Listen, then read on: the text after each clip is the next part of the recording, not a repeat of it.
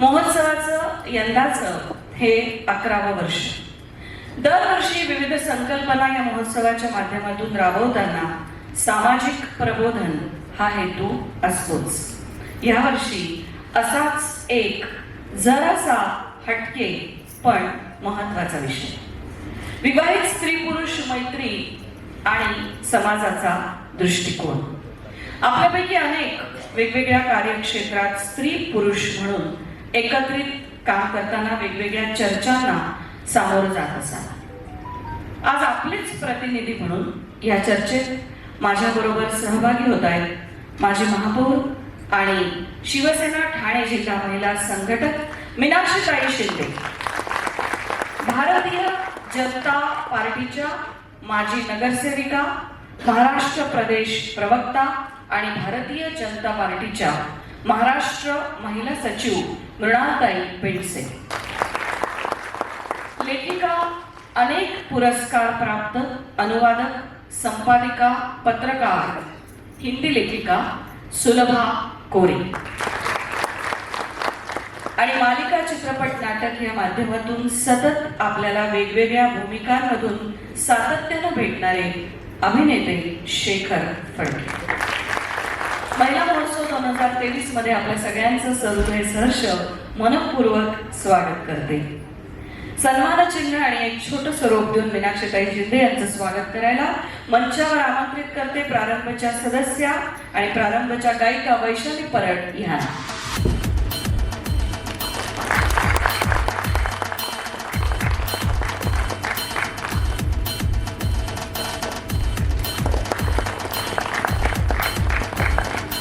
मृणाल पेंडसे यांचं स्वागत करायला पेशानं वकील असलेल्या प्रारंभच्या सदस्या जयश्री मधने यांना आमंत्रित करते.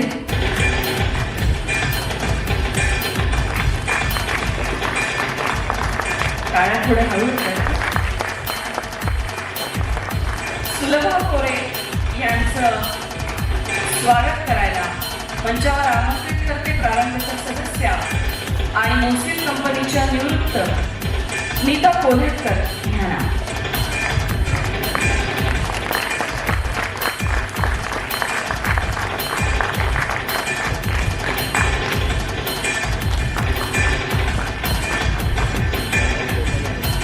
आणि अभिनेता शेखर फडके यांचं स्वागत करण्यासाठी मंचावर आमंत्रित करते प्रारंभच्या सदस्या मानसी जोशी यांना.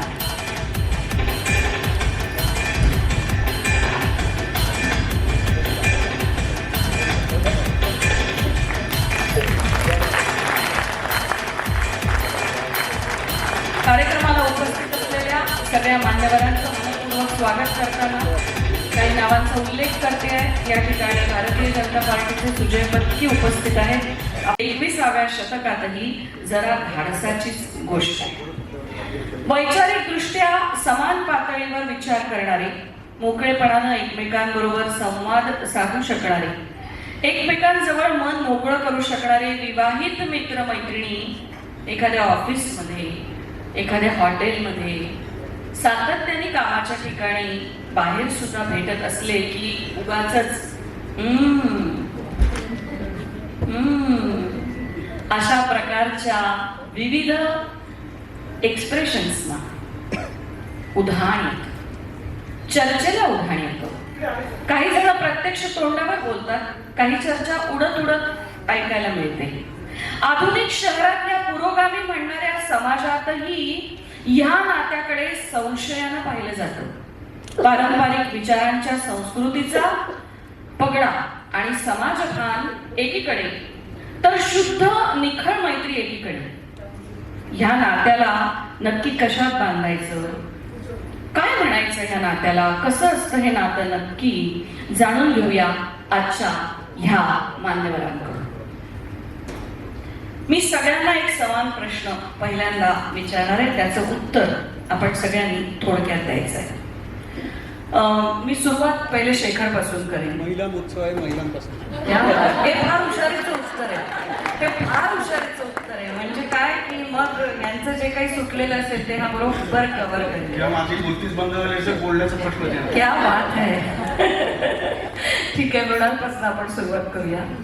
मृणाल, माझा प्रश्न असा आहे की विविध क्षेत्रात तुम्ही सुद्धा काम करता, अनेक पुरुषांमध्ये तुम्हाला वावरावं लागतं. तुम्हाला अशा प्रकारच्या टीकेला सामोरं जावं लागतं का, किंवा उडत उडत तुमच्या कानावर तुमच्याबद्दलची अशा प्रकारची चर्चा येते का, आणि येत असेल तर त्यावेळेला नक्की काय वाटतं, किंवा त्याकडे कसं दुर्लक्ष करता? नमस्कार. सगळ्यात प्रथम इतक्या महत्त्वाच्या विषयाला मी हात घातलाय त्याबद्दल त्यांचं अभिनंदन करते. आणि आत्ता त्यांनी जो प्रश्न विचारला की अशा टीकेला सामोरं जावं लागतं का, म्हणजे मला माहिती आहे की सगळ्या क्षेत्रांमध्ये हा अनुभव येतो की एका स्त्री आणि पुरुषाची मैत्री ही एका वेगळ्याच नजरेने बघितली जाते. आणि आम्ही ज्या क्षेत्रात काम करतो, राजकारण, तिथे तर म्हणजे नुसतं एक स्त्री आणि पुरुष 2-3 वेळा बोलताना जरी दिसले तरी लगेच जोड्या लावल्या जातात. म्हणजे राजकारणात तर फारच अशा अनेक प्रसंगांना आम्हाला सामोरं जावं लागतं. तर अरुंधतीताई, तुम्ही जसं विचारलं की अशा टीकेला मी कधी सामोरे गेले का, किंवा उडत उडत अशा काही गोष्टी ऐकल्यात का, तर असं अनंत वेळा, बऱ्याच वेळा झालेलं आहे. सुरुवातीला थोडंसं वाईट वाटायचं, किंवा असं वाटायचं अरे काय आहे, चुकीचं घडतंय, थोडं बॅकफुटला मी जायचे. पण हळूहळू या गोष्टींची सवय होत गेली आणि एक लक्षात आलं की आपल्याला जर पुढे जायचं आहे, जर इथे काम करायचं आहे, तर या सगळ्या गोष्टींकडे आपल्याला दुर्लक्ष करावंच लागेल. आणि त्याच्यामुळे आता अजिबात त्रास होत नाही. आता जेवढ्या माझ्या मैत्रिणी आहेत तेवढेच माझे मित्रही आहेत, आणि मी बिनधास्तपणे सगळ्यांशी उघडपणे मैत्री ठेवते. कारण मला माहिती आहे की कुठलंही नातं हे 2 व्यक्तींचं असतं. तर माझ्या मनात जर काही नाही, समोरच्याच्या काही नाहीये, तर मी कशाला कोणाची पर्वा करत बसू. त्याच्यामुळे आता या गोष्टींचा अजिबात त्रास होत नाही. या बात आहे. एक पहिलाच मेसेज मृणालताईंनी या बाबतीत सगळ्या आपल्या तमाम मैत्रिणींना आणि इव्हन मित्रांना सुद्धा दिलेला आहे की मन साफ असेल, समोरची व्यक्ती एकदम क्लिअर असेल, आपण क्लिअर असू, तर बिनधास्त मैत्री ठेवा. हाच प्रश्न मी सुलभा कोरे या अत्यंत प्रखर अशा लेखिका आहेत, हिंदीमध्ये त्यांचं खूप लिखाण आहे, NSD मध्ये त्यांची पुस्तकं प्रसिद्ध आहेत. मी सुलभाचं याकडे बघण्याचा दृष्टिकोन कसा आहे विचारण्या. नमस्कार. विषय तसा धाडसाचा आहे पण फार आवश्यकही आहे. मी कॉर्पोरेट वर्ल्डमधली आहे आणि तिथे स्त्री पुरुष मैत्री हा काही फार मोठा पाऊल मानला जात नाही. ठीक आहे, म्हणजे दे आर क्लोज असं एक साधारण मत असतं सगळ्यांचंच. पण तरीही जोड्या लावणं हा जो काही प्रकार त्यांनी सांगितला तो असतो, तिकडेही होतो आणि तो फार मोठ्या प्रमाणात होतो. अरे उनको प्रमोशन मिल गया म्हणजे काहीतरी असणार, बॉसशी काहीतरी त्यांचं चांगलं बोलतायत किंवा काहीतरी गडबड आहे असं आहे. पण मला वाटतं स्त्री पुरुष मैत्री ही फारच तशा वरायला गेलं तर म्हणजे विवाहित स्त्री पुरुषांची मैत्री, तशी स्त्री पुरुषांची मैत्री हा काही नवीन प्रकार नाही आपल्याकडे. आणि अतिशय अविवाहित असतील तर अतिशय चांगली असते ती मैत्री, कारण तिचं रूपांतर जर वेगळ्या तऱ्हेने झालं, म्हणजे विवाहित स्त्री पुरुषांचं झालं तर ते आणखीन चांगलं असतं. पण विवाहित स्त्री पुरुषांची मैत्री हा जो काही प्रकार आहे, थोडासा मला वाटतं की ते छोटीशी अशी एक फार बारीकशी लाईन असते, आणि ती लाईन जर क्रॉस झाली तर मग त्या मैत्रीला आणखी वेगळं स्वरूप येऊ शकतं आणि ते डिझास्टर्स किंवा धोकादायक किंवा त्या डिझास्टरकडे आपण जाणार आहोत पुढे. पण कॉर्पोरेट वर्ल्डमध्ये ही मैत्री तशी स्वीकारलीही जाते, अस्वीकारही केली जाते. माझ्या बाबतीत थोडासा वेगळा अनुभव झाला, कारण मी सेक्स्युअल हॅरेसमेंट रिड्रेसल कमिटीमध्ये पण काम करत होते, म्हणजे ॲट वर्क प्लेस. तर त्याचा थोडासा एक ज्याला आपण म्हणतो की धाक किंवा भीती किंवा अरे बाई ह्या बाईला काय जरा असं त्यामुळे ते थोडंसं माझ्या बाबतीत थोडंसं वेगळ्या तऱ्हेने झालं. पण अनेक मोठ्या पदांवर बायका जेव्हा जात असतात तेव्हा त्याच्या मागचा हाच उद्देश असतो की म्हणजे त्यामागे त्याचा बघण्याचा दृष्टिकोन फार वेगळा असतो समाजाचा. पण मलाही म्हटलं, जसं मृणालताई म्हणाल्या, मलाही अजिबात काही फरक पडत नाही. माझे चांगले मित्र आहेत, चांगल्या मैत्रिणीही आहेत, तिथे कुठली बंधनं नाही आहेत आणि अतिशय स्पष्टपणे बोललं जातं विषयांवर. नवरा बायकोमध्ये जेव्हा संवाद होऊ शकत नाही, तो संवादही तिथे होऊ शकतो वेगळ्या तऱ्हेने, असं मला वाटतं.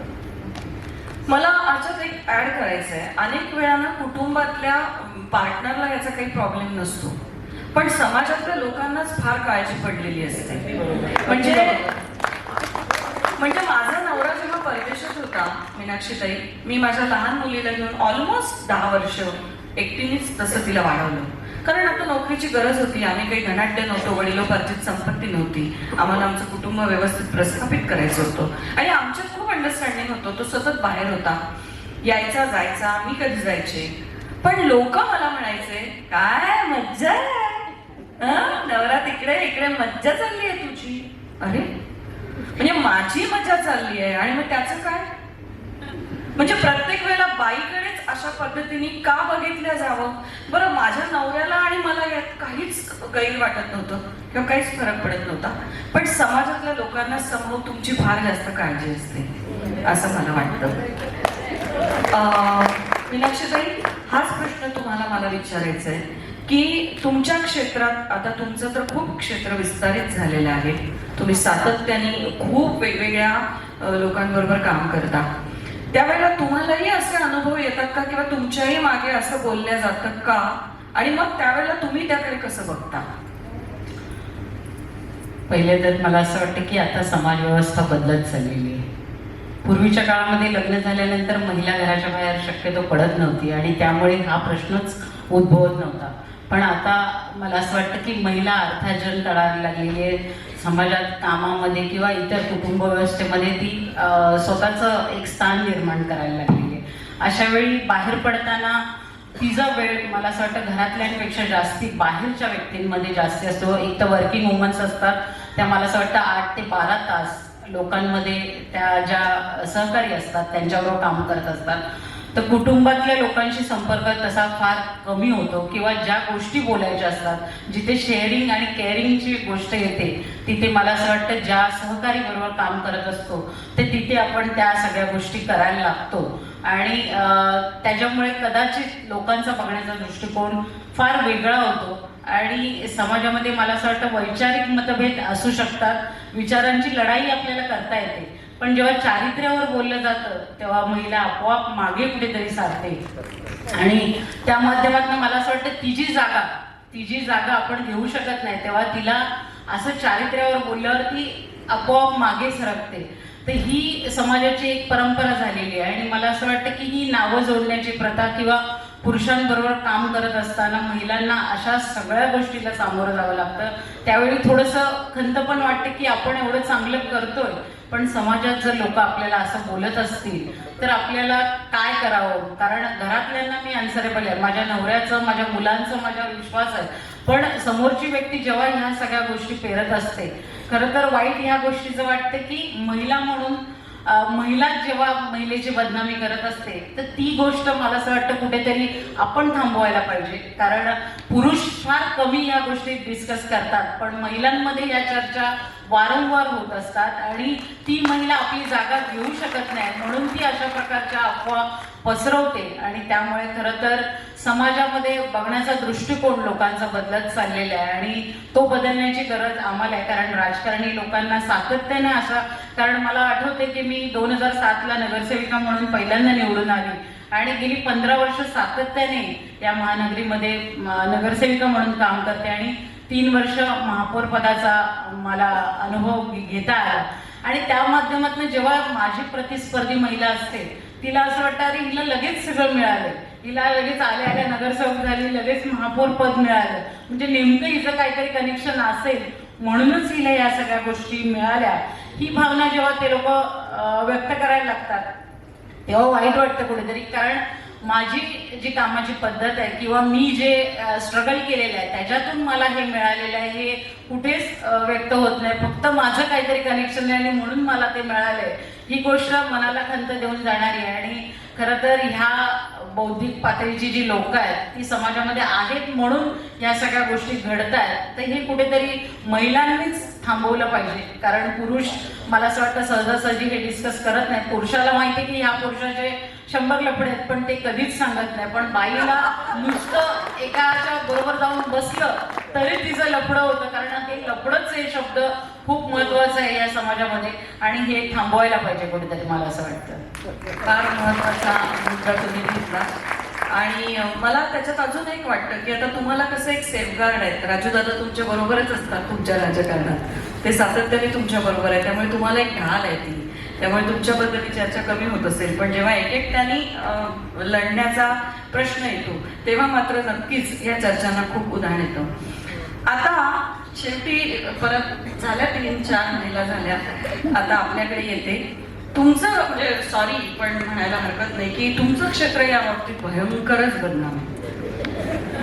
म्हणजे हो हो हो सतत तुमच्यावर रील्स केले जातात, मीम्स केले जातात, वेगवेगळ्या चर्चा युट्यूबच्या माध्यमातून त्यांना उधाण आलेलं असतं. असं आम्ही ऐकत असतो की खूप ब्रेकअप आणि खूप काय काय चाललेलं असतं. तर ह्या सगळ्या चर्चांचा जे प्रामाणिकपणे फक्त आपल्या कामावर फोकस करतात ते तुमच्यासारखे किंवा तुझ्यासारखे नट ह्या सगळ्या चर्चेला कसं सामोरं जातात? हाच प्रश्न आहे की पहिला प्रश्न जो हाच आहे की अशा टीकेला तुला प्रत्यक्ष स्वतःला कधी सामोरं जावं लागलंय का? पूर्ण व्हायचंय प्रश्न.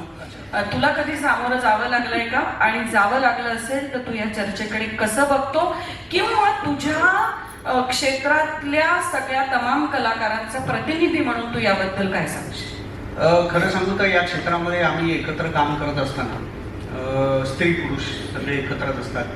काहींची गंमत अशी असते की दोघांची मैत्री असते किंवा चौघांची मैत्री असते, त्यातील दोघांचं लग्न होतं, एका पुरुषाचं एका स्त्रीचं लग्न होतं. त्याच्यानंतर बाकीचे जे दोघं जण उरलेले असतात ना, त्यांची मैत्रीची व्याख्या बदलते त्यांच्याशी, आणि ती बदलते म्हणजे मुद्दामून बदलत नाही, ती आपोआप बदलली जाते. पण आता आमच्याकडे प्रत्येकजण बघता हा ह्याचं काहीतरी, जसं मग अशी म्हणाल की आमच्या क्षेत्रात काय कुठल्याही समाजामध्ये ना जेवढ्या पाली भिंतीवर नसतात तेवढ्या मनात असतात, ते आपण शंकेच्या की शिरीष लाटकर यांनी एक एकांकिकानंतर नाटक केलं होतं मी, त्याच्यात एक वाक्य होतं की अजूनही एक पुरुष आणि एक स्त्री एकत्र दिसल्यानंतर प्रत्येकाच्या मनात शंकेची पाल चुकते. तर पण गमत अशी असते की जेव्हा असं बोललं जातं तेव्हा आमच्या इथे गमत इग्नोर, म्हणजे आपण म्हणूया दुर्लक्षितपणा. पण दुर्लक्ष किती करणार ना, कान तर बंद, पडदे नसतात कानाला, ते ऐकावे लागतात. तर गंमत अशी असते की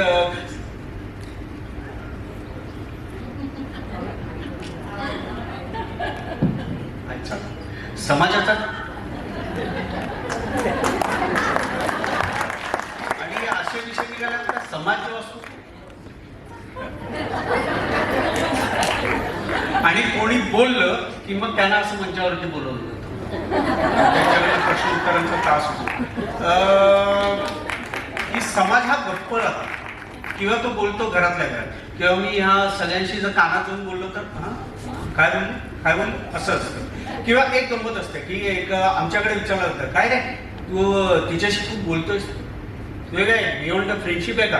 हो असं म्हटल्यावर विषय थांबतो. नाही असं म्हटलं काय बोलतो, ती पण काय बोलते, असं करून अजून 4-5 जणांमध्ये तो विषय वाढला जातो. पण जर का तुमच्या दोघांमध्ये काय आहे का हो असं म्हटल्यावर संपतो विषय. म्हणजे यांच्याकडे सरळ हो किंवा नाहीच या मैत्रीला उत्तर दिलं जातं. कारण की आम्ही मुळात अभिनेते असल्यामुळे आमच्याकडे लेखक असतात, त्याच्यामुळे आता कसं तुम्ही सगळ्या छान बोलताय, माझा लेखक खाली बसला असल्यामुळे मला काही नाही आणि मला काही बोलता येत नाही. पण आम्ही सिरियलच्या माध्यमातून किंवा कॅरेक्टरच्या माध्यमातून मैत्री, ते नातं, ती भूमिका जगत असतो. त्याच्यामुळे आपोआप आमच्या मनामध्ये किंवा वागण्यामध्ये ऑलरेडी लेखकांनी लिहिलेलं जे असतं जे प्रेक्षकांपर्यंत पोचवायचं असतं ते जर का आम्ही आमच्यापर्यंत आधी पोचवलं कन्व्हिन्सली आम्ही मांडू शकतो. त्याच्यामुळे त्यांचाही हातभार लेखकांचा खूप जास्त असतो असं मला वाटतं. आता एक प्रश्न जो सगळ्यांसाठीच आहे परत, की भारतीय स्त्री किंवा पुरुषाला, मग तो विवाहित असू दे, घटस्फोटित असू दे किंवा अविवाहित असू दे, अशा प्रकारच्या मित्र किंवा मैत्रिणीची गरज भारतीय स्त्री किंवा पुरुषाला असते का? मीनाक्षी, याचं उत्तर आधी तुम्ही द्यावं असं मला वाटतं. मला असं वाटतं असते, कारण ज्या क्षेत्रात आपण काम करतो तिथे सगळ्याच गोष्टी आपल्याला येतात असं नाही. त्यावेळी मैत्रीचं नातं जिथे आपण जपतो त्या मित्राकडनं आपण काहीतरी शिकत असतो आणि त्याच्याकडे आपल्याला सगळ्या गोष्टी, जसं मी सांगितलं की शेअरिंग आणि केअरिंग ह्या कामामध्ये आपण त्याच्याबरोबर करत असतो, तर त्यावेळी त्याच्याकडनं अपेक्षित असतं की आपल्याला सगळ्या गोष्टींची माहिती मिळते आणि असते. मला असं वाटतं की असायलाच पाहिजे, कारण घरामध्ये नवरा आणि बायको ह्या व्यतिरिक्त पण आपण बाहेर जग जगत असतो, तर त्यावेळी अशा मित्रांची आपल्याला गरज लागते. काय म्हणणं आहे मृणाल? मला असं वाटतं की मैत्री हे अतिशय सुंदर असं नातं आहे. तर आपण ते नेहमी असं म्हणतो की पुरुष स्त्री, पण जेव्हा दोन महिला मैत्रिणी असतात आपण ते इझिली ॲक्सेप्ट करतो. मग एक स्त्री आणि पुरुष हे चांगले मित्र का नाही बनू शकत? आणि आपल्याकडे वयानुसार मैत्रीची व्याख्या बदलते असं मला वाटतं. म्हणजे आता दिवाळी पहाटचंच एक्झाम्पल, तिकडे आपण बघितलं सगळा यंग क्राऊड, म्हणजे 15 ते 20-25 वर्षापर्यंत हातात हात घालून फिरतायत मुलं मुली, म्हणजे असं सगळं करतायत. तर तिथे कोणी ऑब्जेक्शन घेत नाही. पण 30-35 नंतर ते 50-55 एखाद्या स्त्री आणि पुरुषाची मैत्री असेल की त्याच्याकडे एका वेगळ्या नजरेनेच बघितलं जातं. म्हणजे हा आपल्या सगळ्यांच्याच मनात एक टॅबू आहे. मला असं वाटतं की स्त्री, विवाहित स्त्री आणि पुरुष हे मित्र होऊ शकत नाहीत. तर मला असं वाटतं इथे बसलेल्या प्रत्येकाला आयुष्यात पुरुषाला मैत्रीण आहे आणि महिलेला पुरुष हा मित्र आहे आणि ते असलंच पाहिजे. त्यामुळे ते पुरुष आणि स्त्री हे त्या दोघांच्या मनात काय आहे एवढाच फक्त विचार केला पाहिजे. त्याच्यामुळे आयुष्यात प्रत्येकाला मैत्रीची गरजही असतेच असं मला वाटतं. नाही, मित्र असावाच आणि मैत्रीणही असावी. कारण एखादा पुरुष आपल्या पत्नीबरोबर जे काही बोलू शकत नाही किंवा एखादी स्त्री आपल्या पतीबरोबर जे काही बोलू शकत नाही ते बोलण्यासाठी किंवा ते व्यक्त करण्यासाठी मित्र किंवा मैत्रिणीची आवश्यकता तेवढीच गरजेची आहे. आणि मला वाटतं सध्याच्या काळात जेव्हा आपण 12 तास बाहेर असतो आणि आपल्या ऑफिसच्या लोकांबरोबर किंवा आणखी नाही, असं स्त्री पुरुषांचं एकत्र काम करणं आता एवढं वाढलेलं आहे की जवळजवळ मला वाटतं प्रत्येक क्षेत्रात स्त्री आहेत. आणि त्यावेळेला ही गरज फार आवश्यक असते. कारण त्यावेळेला प्रत्येक वेळेला काही नवरा तुमच्या सोबत असू शकत नाही किंवा प्रत्येक वेळेला नवरा तुमचं मार्गदर्शन, शेअरिंग, केअरिंग करू शकत नाही किंवा पत्नीही करू शकत नाही. तर अशा वेळेला मित्र किंवा मैत्रीण असायलाच हवी. पण माझ्या मते ते मैत्र किंवा सख्य हे द्रौपदी श्रीकृष्णासारखं असावं. त्याच्याकडे येते. शेखर, काय वाटतं? मला एक प्रश्न नाही, भारतीय स्त्री पुरुष असं का? हो, कारण परदेशात याला कोणी बघत नाही याच्याकडे. म्हणजे एकत्र, म्हणजे नवरा घरी असतो आणि ती आपल्या मित्राबरोबर कॉफी हाऊसमध्ये कॉफी प्यायला जरी बसली तरी अगदी बाजूला असेल तरी कोणी असं बघत नाही. इतकं फ्रीडम असतं तिथे नात्यांमध्ये. आणि म्हणून मी भारतीय असा उल्लेख केला. कारण आजही जर एखाद्या दिवाळी पहाटला मी नवऱ्याला घरी ठेवून मित्राबरोबर दिवाळीचं मजा करायला चौकात गेले तर चालणार आहे का? नवऱ्याला चालेल, समाजाला चालणार आहे का? म्हणून भारतीय स्त्री पुरुष. म्हणून समाजाला मी एवढंच सांगतो की जर का आपण विदेशी जे काही कल्चर आहे ते जर का आपण सगळं ऍक्सेप्ट करू शकत नाही तर कुठल्याच गोष्टी ऍक्सेप्ट करायच्या नाही.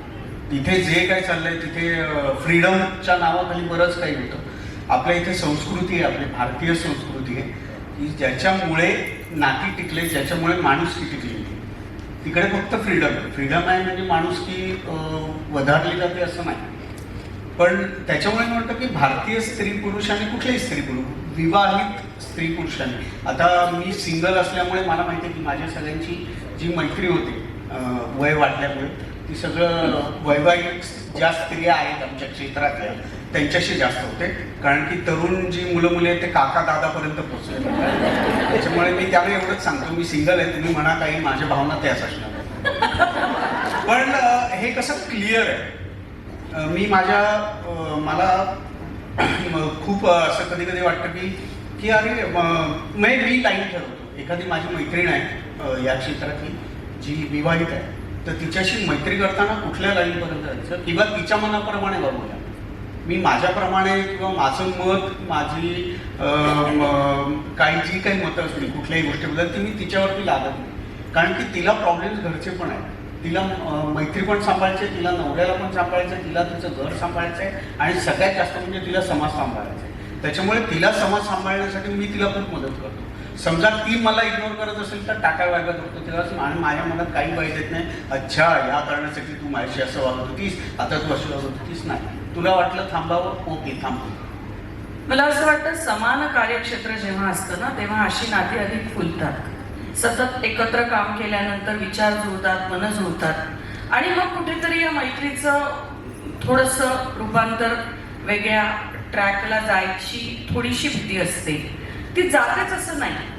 पण मग अशा वेळेला दोघांच्याही पार्टनर्समध्ये सुद्धा घरामध्ये प्रॉब्लेम व्हायला सुरुवात होऊ शकते किंवा होते. त्यावेळेला नक्की काय केलं पाहिजे मग, की खूप छान मित्र आहे पण घरी आता प्रॉब्लेम व्हायला लागलाय, अशा वेळेला त्या मैत्रीकडे सुलभा कसं वळायचं मग? मला वाटतं एक मित्र आणि मैत्रीण यांचं आपापसात संवाद आणि एकमेकाला आदर किंवा एकमेकाचा रिस्पेक्ट करणं फार महत्त्वाचं असतं आणि त्यामध्ये एकमेकाच्या भावनांचा रिस्पेक्ट करणं किंवा एकमेकांच्या साथीदाराचा रिस्पेक्ट करणं ही फार महत्त्वाचं असतं. जर ते नाही झालं तर कदाचित तिथे मतभेद होतात, ते बरेच वादळं येतात, बरंच काही काही होतं. पण जर झालं असेल तर मला वाटतं त्या मैत्रीला कुठलीच अडचण येत नाही. पण तो संवाद मात्र व्हायला पाहिजे. त्यात काहीतरी सिक्रेट ठेवलं गेलं की मग ती मैत्रीही बिघडते आणि मला वाटतं घरच्या फ्रंटवरही सगळं बिघडत जातं. तर त्यामुळे तो संवाद असणं, एकमेकाबद्दल आदर असणं आणि एकमेकापासून काहीही न लपवणं हे फार महत्त्वाचं असतं.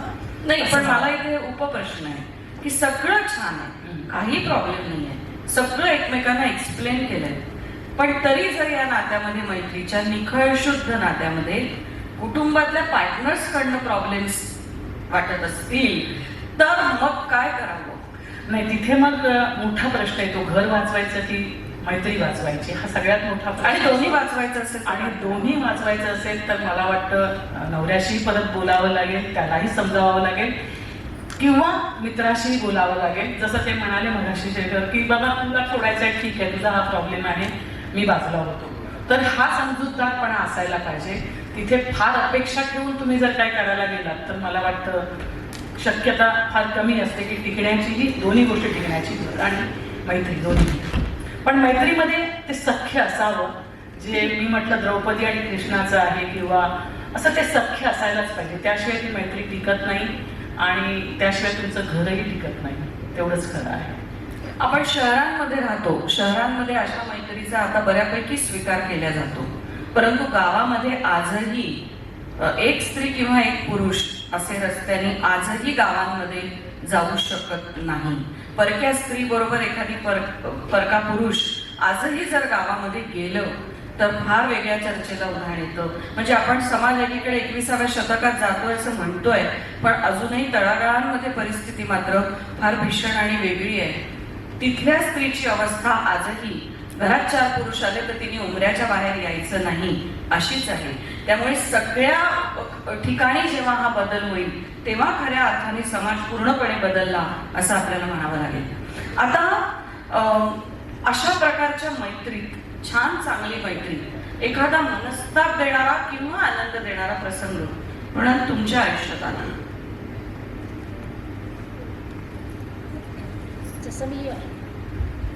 जसं मी मगाशी म्हटलं की मला जेवढ्या मैत्रिणी आहेत तेवढेच मला मित्र देखील आहेत. आणि बऱ्याचदा असं होतं की म्हणजे माझ्या बाबतीत असं होतं की काही गोष्टी मी एखाद्या स्त्रीबरोबर कदाचित शेअर नाही करू शकत, पण तेवढ्याच मोकळेपणाने, बिनधास्तपणे मी एका पुरुषाशी बोलू शकते. कारण म्हणजे मला असं वाटतं की महिलेशी काही गोष्टी शेअर करताना थोडंसं बंधन येतं, तिला सांगू का नको, ती कुठे सांगेल का वगैरे, अशी एक भीती मनामध्ये असते. मग माझ्या बाबतीत प्रसंग म्हणाल तुम्ही तर जसं आता इथे सुजय पत्की बसलेले, ते माझे खूप चांगले मित्र आहेत आणि बऱ्याच वेळा असं होतं की आमचे बरेच आर्ग्युमेंट्सही झालेले आहेत, पण मैत्री अशी आहे, एक निखळ मैत्री, की जरी भांडणं झाली, मतभेद असतील तरी लगेच दुसऱ्या दिवशी आम्ही छान एकमेकांशी बोलतो आणि बऱ्याच गोष्टी आम्ही एकमेकांशी शेअर करतो, अगदी पर्सनल पण, किंवा म्हणजे अगदी मला कोणी आवडलं तरी मी सुजयला सांगू शकते की अरे सुजय असं असं आहे. म्हणजे अशी मैत्री. सुजयचं त्यावेळेला काय प्रतिक्रिया असते? मग सुजय मला त्याला 4 कोण आवडले तेच लगेच नावं सांगतो. म्हणजे मला असं वाटतं की मैत्री अशी असावी की बिनधास्तपणे आपण एखाद्या माणसाशी मन मोकळं करू शकतो. त्यामुळे असे अनेक प्रसंग माझ्या बाबतीत झालेले आहेत ज्याच्यामुळे हा मित्र माझ्या आयुष्यात आहे याचा खूप आनंद आणि सुख देणारा अनुभव असा माझ्यासाठी आहे. सुलभा, मलाही अतिशय चांगले अनुभव आहेत त्या बाबतीत. ज्या कोणी ती थोडीशी लाईन क्रॉस करण्याचा प्रयत्न केला मग मला कळून चुकतं की बाबा हे काही बरोबर नाहीये. मग मी आपोआप दूर होते किंवा सांगते बाबा नाही जमणार आपल्याला, सरळपणे म्हणजे स्पष्टपणे. पण जोपर्यंत ती निखळ मैत्री आहे तोपर्यंत ती छान निर्वाज्य असते, अतिशय सपोर्टिव्ह असते. माझी मुलगी मला म्हणायची, माझा एक डॉक्टर मित्र आहे, की मम्मा तुझ्या मित्राचा फोन आलाय. म्हणजे हे घरात वातावरण तुम्ही निर्माण करायचं असतं, तुम्ही तो एकमेकाला भेटवायचं असतं. ते मला असं वाटतं की तुमच्या पार्टनरलाही त्याची ओळख व्हायला पाहिजे की बाई हा मित्र चांगला आहे किंवा हा हिचा चांगला मित्र आहे अशा तऱ्हेने. आणि तुम्हालाही ते ऍक्सेप्ट करावं लागेल की बाई हा त्याची पण मैत्रीण आहे. तर तेवढा मोकळेपणा तरी असायला पाहिजे. नाहीतर काय असतं, बऱ्याच जणांच्या नैतिकतेच्या व्याख्या वेगळ्या असतात आणि त्या व्याख्यांप्रमाणे जर आपण वागायला गेलो तर मला वाटतं हे मैत्रीचं नातं किंवा एकमेकाशी संवाद साधण्याचं जे नातं आहे ते कुठेतरी त्याला इकडं वाईट स्वरूप येईल की मग ते करूच नये असं वाटायला लागेल. तर मला वाटतं नैतिकतेच्या आपापल्या व्याख्या बाजूला ठेवून निखळ निर्वाज्य मैत्री असेल तर मला वाटतं की तुमच्या आयुष्याला शेवटपर्यंत सोबत करते. बरोबर. आता मीनाक्षीताई सुलभा म्हणाली तसं की लाईन क्रॉस करतोय असं लक्षात आलं, पण ही लाईन क्रॉस करण्याचं धैर्य पुरुषाला उगाच नाही. तुम्हाला काय वाटतं, आपल्याकडनं चुकीचे सिग्नल्स जातात असं होत असावं का, किंवा काय आहे नक्की हे लाईन क्रॉस करणं ज्याला आपण म्हणतो, ते धैर्य कसं येतं पुरुषाला? मला असं वाटतं की सुरुवात आपल्याकडूनच होते कुठेतरी. कारण आता जर बघायला गेलो आपण तर मी 15 वर्ष राजकारणात आहे. माझ्याशी बोलताना पण थोडी लोक आदबीने बोलतात, कारण माझं जे स्टेटस आहे आतापर्यंत जे वागणं आहे आणि त्याच्यामुळे थोडंसं भीतीचं वातावरण असतं की ह्या बाईशी बोलताना आपल्याला थोडंसं राखूनच बोलायला लागेल किंवा सांभाळून बोलायला लागेल. पण तशी आपण एक ही इमेज ठेवलेली आहे. पण काही ज्या मला असं वाटतं 100मध्ये 10% लोक असतील जे लाईन क्रॉस करतात, त्यांचं आकर्षण वेगळंच असू शकतं, त्याला मैत्री आपण बोलू शकत नाही आणि त्याच्यामुळे खरं तर स्त्री बदनाम आहे. माझी काही भूमिका असेल माझी ना, भूमिका ठाम आहे की सगळी मैत्री असेल ती मैत्री असेल, निखळ मैत्री असेल निखळ मैत्री, बियॉन्ड द फ्रेंडशिप असेल तो त्यांचा भाग. तुला सगळंच मान्य आहे. मला सगळं मान्य आहे. कारण मगापासून मी सगळं ऐकतोय की महिलांचं असं आहे, महिलांचं तसं आहे, महिलांना असं वाटतं, महिलांना तसं अरे हा वाटतं. महिला महोत्सव आहे. एक मिनिट, पण पुरुषांना काय वाटत नाही मला सांगा. मी एका मित्राच्या घरी गेलो होतो, आमच्या दोघांचं काहीतरी एका विषयावरती बोलणं चालू होतं, लिखाणाचं. तो लिहित होता आणि मी डिरेक्ट करणार होतो. तर ते दोघं या क्षेत्रातलेच आहे. तर तिच्या आमच्या ओळखीच्या त्याच्या बायकोच्या काही मैत्रिणी आल्या, तर आम्हाला सांगितलं तुम्ही आपण अजिबात बाहेर यायचं. मग अशी ज्या म्हणाले की उंबरठा ओलांडून यायचं नाही, तसं पुरुषाच्या बाबतीत सुद्धा होतं ते. पण असं काम मग त्या महिलांना स्वतःच्या नवऱ्यावरती विश्वास नसतो का? येणाऱ्या मैत्रिणींवरती. नवऱ्याने आधी काहीतरी चुका केल्या असतील का तेव्हाच मैत्रिणी पुरुष असा होता. माझं असं म्हणणं आहे, नवऱ्याने का चुका मैत्रिणींनी पण केल्या असतील ना, त्याच्यामुळेही डोक्यात. कारण की जास्त करून पुरुष साधारणतः अमृत महोत्सव झाल्यानंतर उठतात आणि महिला असतात त्या माझा फार विश्वास नाही ठेवू शकत नाही, ठेवतात ना. 2 सख्या मैत्रिणी ज्या असतात आणि त्यांचा एकच मित्र असतो समजा, आणि त्यांचं एकमेकांची रिलेशन असेल तर दोघे एकमेकांना सांगत नाही. भयंकर म्हणून तर गंमत अशी आहे की माझ्या जीवनात मी म्हणजे माझं लग्न झालं होतं ते फार टिकलं नाही, फार दिवस टिकलं नाही. तर साधारणतः तेव्हापासून जी पोकळी निर्माण झाली माझ्या आयुष्यात, तर ती पोकळी भरायला कोणी आलं नाही, पण इतरांच्या पोकळ्या भरायला मी जातो. तर गंमत अशी आहे की हे मी स्वतःला समजावून टाकलं की एखाद वेळ माझ्या आयुष्यात किंवा मी इतरांच्या आयुष्यात आनंद मिळण्यासाठी किंवा त्यांची मैत्रीची एक गरज पूर्ण करण्यासाठी. ही गरज काय निर्माण होते, कारण की नवरा असतो तो आधी मित्र असतो, नवरा होतो. बायकोचं पण तसंच असतं, लगेच नवरा असतो असं नाही. बायकोचं पण तसं असतं की आधी मैत्रीण असते नंतर बायको होते. त्याच्यामुळे तो पुरुष किंवा ती स्त्री जे मृणालताई मग अशी आता मृणालताई म्हणतो म्हणजे बाहेर गेला मृणाल पेंडसे, शिरीष लाटकर, आम्ही एकाच कॉलेजमध्ये ठाण्यामध्ये एकांकिका स्पर्धा वगैरे करायचो. आता तो या आमच्या क्षेत्रात खूप पुढे गेला. नाव आहे त्याला, मलाही नाव आहे आणि मृणालताईंना पण वेगळ्या प्रकारे नाव आहे. तर मृणाल मगाशी म्हणालीस तू की काहीतरी विसरलं ते झालं, हे मागे गेलं की असं होतं. म्हणून मैत्रीमध्ये सुद्धा थोडं मागे जायचं असतं की पुढचं सगळं विसरायला होतं. तर एनिवेज मला असं वाटतं की समाजाने ठरवायचं असतं. समाजाला आपण जितकं शिकवायला जाऊ ना तितका समाज आपल्याला बांधून. त्याच्यामुळे समाजाला मोकळं सोडलं तर समाज आपल्याला मोकळं सोडेल असं म्हणून. पण तरी सुद्धा हे सगळं खरं असलं तरी आपण याच समाज व्यवस्थेत राहतो. आपल्याला इथेच या समाजाला तोंड द्यायचं असतं आणि म्हणून आपण कितीही म्हटलं की मी नाही लोकांकडे लक्ष देत, मी नाही फरक पडत, मला काही नाही, असं होत नाही. आपल्यावर त्याचा नकळत कुठेतरी परिणाम नक्की होत असतो. कारण शेवटी आपल्याला संवेदनशील मन आहे ना आपलं, आपण बोथट नाही आहोत, आपल्या भावना सजग आहेत, जागृत आहेत. त्यामुळे समाजातल्या चुकीच्या टीकेचा आपल्याला नक्की त्रास होत असतो. खूप छान आहे हा सगळ्या चर्चेचा विषय. पण आता ना मला थोडं ऑडियन्स मधनं 3-4 प्रश्न अपेक्षित आहेत. जर ऑडियन्स मधनं कुणाला हा प्रश्न याच्यापैकी कुणालाही विचारायचा असेल तर प्लीज तुम्ही तिथे उभं राहून हा प्रश्न विचारू शकता. येस, एक हात लगेच वर आलेला आहे. थोडक्यात विचारा. मी सौ तृप्ती सुशांत सुर्वे. माझा प्रश्न असा आहे की जेव्हा एक पुरुष कामावरनं उशिरा येतो तेव्हा असं म्हटलं जातं समाजामध्ये, बापरे किती काम करतो, रात्री रात्री उशिरापर्यंत. पण एक महिला जेव्हा उशिरा येते तेव्हा असं कोणतं काम करते की जिला एवढं रात्रीचंच काम करावं लागतं?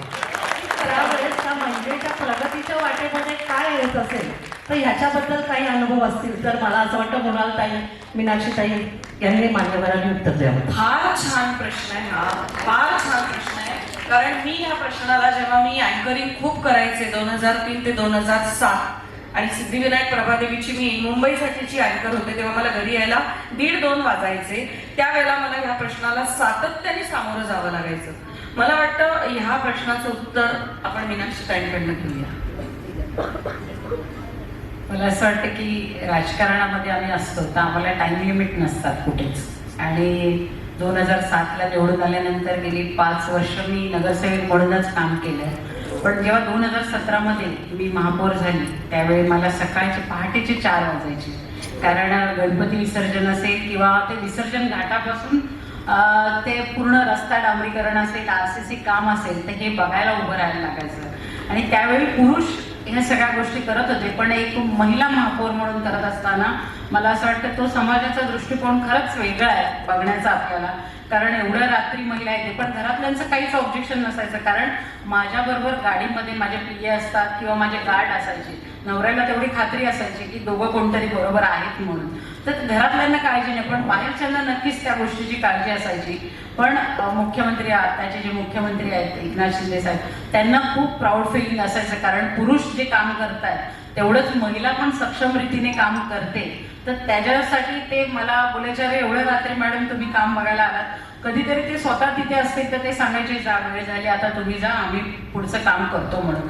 तर हे अनुभव आम्हाला पण येतात. आणि तुम्ही जो प्रश्न विचारला खरं तर खूप चांगला आहे. कारण समाजाची रीतच तशी आहे. कारण नाईट शिफ्ट फक्त पुरुष करू शकतात, महिला करू शकत नाही समाजात. आणि ती नक्की कामालाच जाते का ह्या प्रश्नापासून सुरुवात होते. मग ती रात्रीची जाते म्हणजे वेगळंच काहीतरी करत असेल, अशी सगळी समाजाची विषय दुखावणारा. किंवा एक तर सकाळी 8 वाजल्यापासून बाहेर पडायचं, रात्री 7, 8, 9, 10 त्याला काही वेळ नसतो.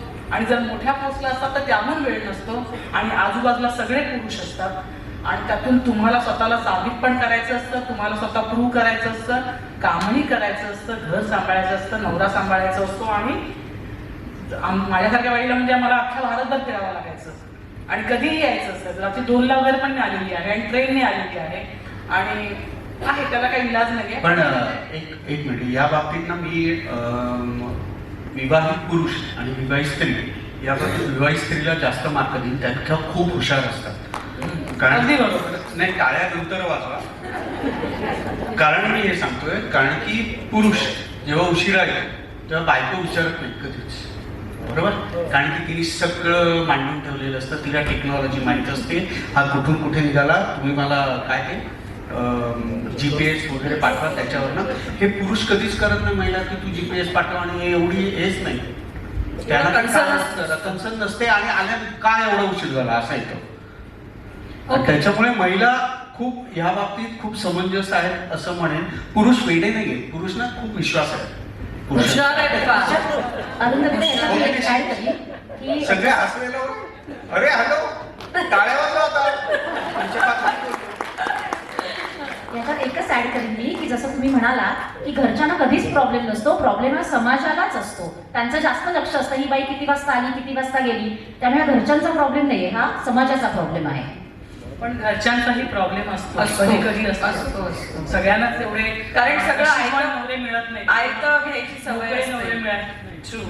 तुम्हाला काहीतरी विचारायचंय आणि या प्रश्नानंतर आपण थांबणार आहोत. मी लीना जाधव, मी समाजसेविका आहे आणि मीनाक्षी मॅडमचे विचार आम्हाला खूप आवडतात कारण आम्ही त्यांचे खूप मोठा आदर करतो. त्यांचे जे आता त्यांनी बोललं आहे की 10% ज्या बायका आहेत ज्यांच्यामुळे बाकीच्या चांगल्या बायकांचा जे 10% बायका आहेत ज्यांच्यामुळे चांगल्या बायकांची नावं खराब होतात, तर ते 10% बायका आहेत त्यांनी जर माझा संसार बरबाद केले तर अशा बायकांसाठी काय म्हणजे काय करू शकतो?